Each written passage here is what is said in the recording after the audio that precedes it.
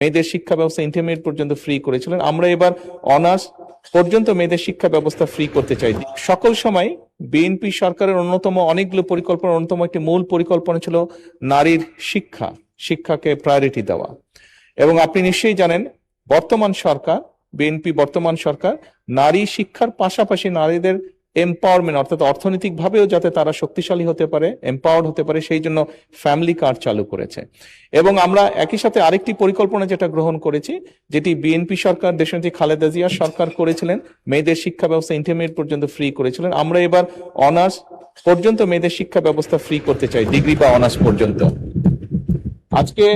আজকে আমাদের সাথে গ্যালারিতে অনেক নারী শিক্ষার্থী উপস্থিত আছে, তারাও সরাসরি এই সংসদ অধিবেশনটি দেখছে। এবং শুধু তাই নয়, আমরা অনার্স পর্যন্ত যে নারীদের শিক্ষা ব্যবস্থা ফ্রি করব, তাদের মধ্যে যারা ভালো রেজাল্ট করবে তাদেরকে আমরা স্কলারশিপ দিতে চাই, এটাও আমরা করতে চাই।